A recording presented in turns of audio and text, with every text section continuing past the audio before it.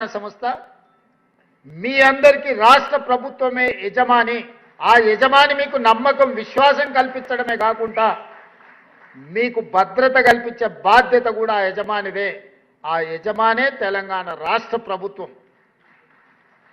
మేము కాదు, నేను బట్టి విక్రమార్క గారు, గడ్డం వివేక్ గారు, లేకపోతే పొంగులేటి శ్రీనివాసరెడ్డి గారు, మిత్రులు పొన్నం ప్రభాకర్ గారు, మేము కాదు యజమానులు. మేము కూడా ప్రజలెన్నుకుల సేవకులమే. ఒక రకమైన బాధ్యత మీకిస్తే ఇంకొక రకమైన బాధ్యతను మాకిచ్చారు. మనందరి యజమానులు ప్రజలే, ప్రజలెన్నుకున్న ప్రభుత్వాలే మీకు మాకు యజమానులు.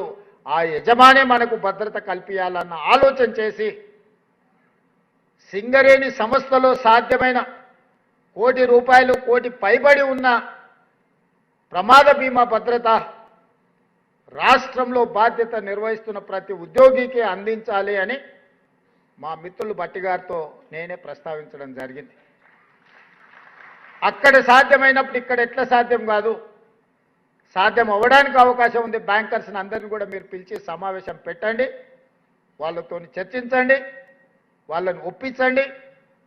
తద్వారా మన ఉద్యోగులు, మన కుటుంబ సభ్యులు అడగకపోయినా యజమానిగా ఈ ప్రభుత్వం బాధ్యత వాళ్ళకు భద్రత కల్పించాల్సిన అవసరం ఉందని చెప్పి, ఈరోజు మీరు అడగకపోయినా, మీ డిమాండ్లలో ఈ అంశం లేకపోయినా, ఈరోజు ఈ ప్రభుత్వం ఒక బాధ్యతతో ముందుకు వచ్చి 16 రాష్ట్ర ప్రభుత్వంతో లావాదేవీలు నిర్వహిస్తున్న బ్యాంకర్స్ని అందరినీ పిలిపించి మీ సమక్షంలో తెలంగాణ రాజధాని అయిన హైదరాబాదు నడిబొడ్డున్న రవీంద్ర భారతిలో వీళ్ళందరితో ఒప్పందాలు చేపించి ఈ రోజు నుంచి మీకు ప్రమాదం ఏదైనా ఊహించని సంఘటన జరిగితే ఏది జరగొద్దు, 100 సంవత్సరాలు మీరు ఆరోగ్యంగా ఉండాలనేదే ఈ ప్రభుత్వం యొక్క ఆలోచన. ప్రత్యక్షంగా పరోక్షంగా ఈ ప్రభుత్వానికి మీరు సేవలు అందించాలి, ఈ ప్రభుత్వం యొక్క ప్రతిష్ట మీరు పెంచాలనేదే మా ప్రభుత్వం యొక్క భావన. అనుకోని దురదృష్టకర సంఘటన జరిగినప్పుడు మిమ్మల్ని ఆదుకోవాలన్న ఆలోచనతోనే ఈరోజు ఇంత మంచి కార్యక్రమాన్ని మా మిత్రులు బట్టి విక్రమార్క గారు ఏర్పాటు చేసిండ్రు. పెద్ద ఎత్తున మీరు చప్పట్లతోని వారిని అభినందించండి.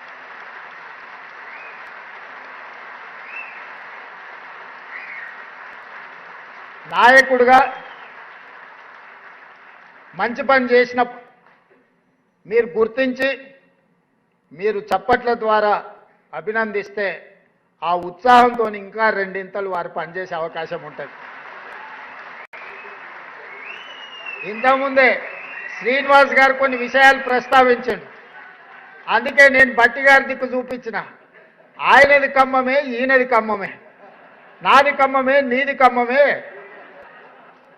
మరి మనకు కావాల్సిన నిధులు వారి నుంచే వస్తాయి కాబట్టి అందుకే నా వైపు తిరిగి నమస్తే పెట్టడానికి పోతే అటువైపు పెట్టమని అటు చూపించిన. మా జగదీష్ వస్తే ఆయన మిత్రుడే పొన్నం ప్రభాకర్ గారు కాబట్టి ఆయన నమస్కారం ఆయనకి ఇప్పించిన, క్యాబినెట్లో ఆయన చెప్పే విషయాలు ప్రస్తావించడానికి. నేను గుంపు మేస్త్రినే, చాలామంది అవహేళన చేస్తారు. నేనేమనుకోను, నేను గుంపు మేస్త్రిని, ఈ గుంపు అంతా నాది, గుంపుకు నేను మేస్త్రిని. ఈ గుంపు అంతా నాది, ఈ గుంపు నాది. ఈ గుంపే కదా నా బలము, ఈ గుంపే కదా నా ప్రతిష్ట, ఈ గుంపే కదా నా సంక్షేమాన్ని, నా అభివృద్ధిని ప్రజలకు తీసుకెళ్లేది. పేద ప్రజలకు మా ప్రభుత్వానికి వారధులు, బ్రిడ్జ్ ఈ గుంపే కదా. అందుకే నేను గుంపు మేస్త్రిని అని చెప్పిన. కొంతమంది గొప్పలు చెప్పుకుంటారు, మేము దొరలమని, మా గడీలు ఉన్నాయని. అట్లాంటి పోకడలు నా దగ్గర ఏం లేవు. ఆ రోజైనా ఈ రోజైనా, ఆనాడు జిల్లా పరిషత్ మెంబర్గా ఉన్నా, లేదా ఎమ్మెల్సీగా ఉన్నా, ఎమ్మెల్యేగా ఉన్నా, ఎంపీగా ఉన్నా, కాంగ్రెస్ పార్టీ అధ్యక్షుడిగా ఉన్నప్పుడు మీరు ప్రేమతో రేవంత్ అన్న అని ఏ విధంగా పిలిచిందో ఈరోజు ముఖ్యమంత్రిగా కూడా మీరు రేవంత్ అన్నగా పిలిస్తేనే నాకు ఇష్టం. ఇది శాశ్వతం. మిగతా అన్నీ వస్తుంటాయి, పోతుంటాయి. జెడ్పీటీసీ వచ్చింది, అది పోయి ఎమ్మెల్సీ వచ్చింది, అది పోయి ఎమ్మెల్యే వచ్చింది, అది పోయి ఎంపీ వచ్చింది, అది పోయి ఈరోజు ముఖ్యమంత్రి వచ్చింది. నా హోదా నా పదవి మారొచ్చు, కానీ మీకు నాకు ఉన్న అన్నదమ్ముల అనుబంధం అనేది శాశ్వతం. అందుకే మీరు రేవంత్ అన్న ఏ ఉద్యోగం పిలిచినా, నేను ముఖ్యమంత్రి అయిన కొత్తలో మా అధికారులు కొంతమంది మీ ప్రతినిధులు వచ్చి రేవంత్ అన్న మాట్లాడుతుంటే, సార్ వాళ్ళకి మనం సార్ అని పిలవమని చెప్పాలి అన్నారు. అంటే నేను చెప్పిన అట్లా చెప్తే నీ ఉద్యోగం పోతుంది మొదల అని. సార్ అనో దొర అనో పిలిపించుకుంటే పిలిచేటోడు మనసులో అనుకుంటాడు దొరుకుతావు కదా బిడ్డ అని. అన్నాన్ని పిలిచిండంటే అది ఇష్టంతోనో ప్రేమతోనో పిలిచిన పిలుపు, నాకు అదే ఇష్టం. మీ సోదరుడు ఈరోజు తెలంగాణ రాష్ట్ర ముఖ్యమంత్రిగా ఉన్నాడు.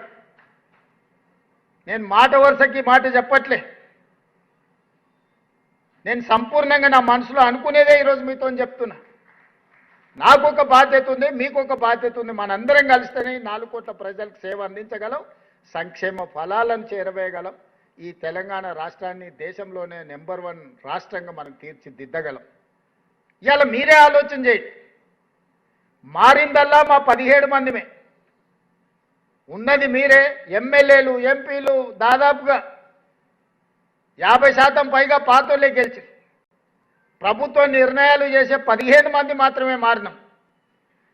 10 సంవత్సరాలు ధనిక రాష్ట్రంగా ఉన్న రాష్ట్రాన్ని 8,11,000 కోట్ల రూపాయలు అప్పు చేసి అన్ని రకాల సమస్యలను సృష్టించి 10 సంవత్సరాలలోనే 100 సంవత్సరాల కాలం చేయగలిగిన విధ్వంసాన్ని చేసి ఎక్కడిదక్కడ పడేసి నిత్యం 12 గంటలు పనిచేసే ప్రభుత్వ ఉద్యోగులకు మొదటి తారీఖు నాడు జీతభత్యాలు ఇవ్వని పరిస్థితి రాష్ట్రంలో ఉండేనా లేదా మీరే ఆలోచన చేయండి. నేను ఒక్క మాట అడగదలుచుకున్నా మిమ్మల్ని. డిసెంబర్ 7, 2023 నాడు ప్రజాపాలన ప్రభుత్వం బాధ్యత తీసుకోకంటే ముందు డిసెంబర్ 1 నాడు మీకేమైనా జీతాలు వచ్చిండేనా మీరు ఒక్కసారి ఆలోచన చేయండి. విడతల వారీగా మీరెక్కడనో విధిలేని పరిస్థితుల్లో ఇన్స్టాల్మెంట్లల్లో మీరు ఇల్లు తెచ్చుకోనో, పిల్లల చదువుల కోసం తెచ్చుకోనో, లేకపోతే ఆరోగ్యం కోసం, తల్లిదండ్రుల ఆరోగ్యం కోసం మీరు లోన్లు తెచ్చుకొని ఇన్స్టాల్మెంట్లు మీరు కట్టుకుంటుంటే మీ యజమాని కూడా మీకు జీతాలు ఇన్స్టాల్మెంట్లలో ఇచ్చే పరిస్థితి ఉండే. ఆ రోజు ఏ రోజు కూడా 10 తారీఖు కంటే ముందు మీకు జీతాలు వచ్చే పరిస్థితి లేదు. మొత్తం జీతం ఒక్కసారి కూడా వచ్చే పరిస్థితి లేదు. వెనకటికి ఎవరో అనేది మేం పఠాన్లకు బాకీ, మాకు ఫకీర్లు బాకీ అని. రాష్ట్ర ప్రభుత్వం యొక్క పరిస్థితి మొత్తం గందరగోళం. నేను 7 తారీఖు మధ్యాహ్నం బాధ్యత తీసుకొని సాయంత్రం సచివాలయానికి వెళ్ళి నా ఛాంబర్లో కూర్చున్న తర్వాత ఇదే రామకృష్ణారావు గారు, శాంతకుమారి గారిని ఇద్దరిని, వీరు ఆర్థిక ఫైనాన్స్ సెక్రటరీ ఆ రోజు, ఇద్దరిని పిలిపించి కూర్చోబెట్టి ఏంది పరిస్థితి అని అంటే వాళ్ళు ఏదో మొత్తం వాళ్ళు తయారు చేసింది చెప్పబోయి అవన్నీ వద్దు, కానీ ప్రజలకు సేవలు అందిస్తున్న మన ప్రభుత్వ ఉద్యోగుల పరిస్థితి ఏంది, ఈ నెల డిసెంబర్ 1 నాడు జీతభత్యాలు ఇచ్చిండ్రా లేదా అని అంటే ఇంకా లేదు సార్, సర్దడానికి ప్రయత్నం చేస్తున్నా, అక్కడ ఇక్కడ కొన్ని ఇచ్చినా ఈ నెలాఖరు వరకు మాత్రం ఈ మంత్ జీతాలు ఇస్తాం సార్ డిసెంబర్ నెల అని అడిగారు. నేను రామకృష్ణారావు గారికి చెప్పిన, నాకు ఇవన్నీ చెప్పకు, ఈ డిసెంబర్ 7 తారీఖు నుంచి బాధ్యత నాది.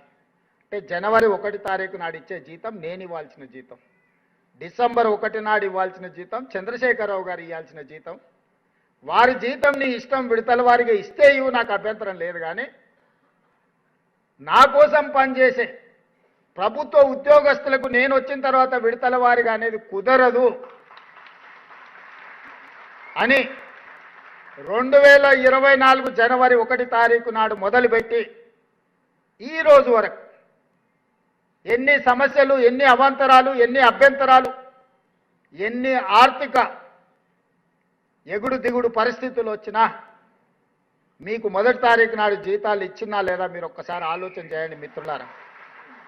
ఇది నేను గొప్పల కోసం చెప్పట్లేదు, మీకోసం గుర్తు చేస్తున్నా. నేను నా బాధ్యతను బాధ్యతాయుతంగా వ్యవహరిస్తున్నానా లేదా అని మిమ్మల్ని అడగడం కోసమే ఈరోజు ఈ అంశాన్ని మీ ముందు ప్రస్తావిస్తున్నా.